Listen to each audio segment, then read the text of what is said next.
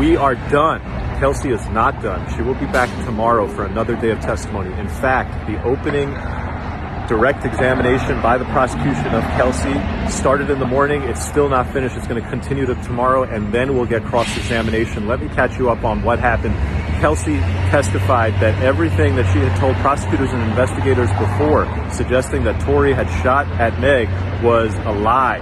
That she did it, why? To protect herself.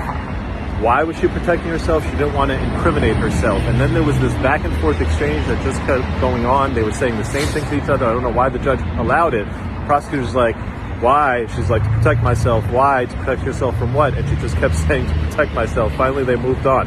Prosecutor's story basically comes down to this.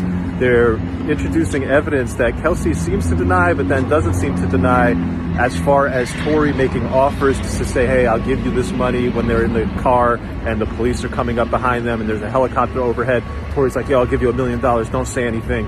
And she's like, I didn't take that. I didn't know what he was talking about. And then there's another meeting that happens later on between Tory and her. And she says, I didn't take any money.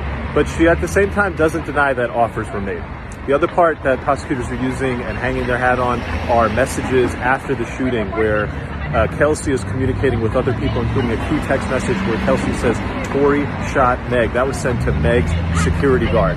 For the cross-examination, what I'm looking and expecting for the defense to do is basically pin Kelsey as the shooter. They're going to start with the gunshot residue. They're going to say she's got gunshot residue on her. And then they're going to start pointing out to all, and there are so many, I don't even think you can cover them all, of the inconsistencies in the stories between Meg and Kelsey. One of the biggest inconsistencies that I can't make any sense of is Meg says that she was out of the car alone.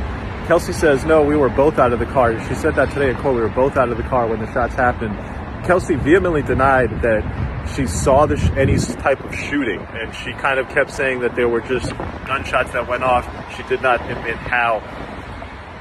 I think a juror is going to go one of two ways. A juror is going to look at this and say she's been paid off. She's lying for Tory. Tory is a criminal mastermind, guilty. I think a juror might look at it and say she's trying to protect herself from incriminating herself about being involved in this shooting. And so she's lying, and maybe she's the shooter, and that's enough for me to say reasonable doubt the prosecution hasn't met their burden. We shall see. This case is not ending anytime soon. Stay tuned.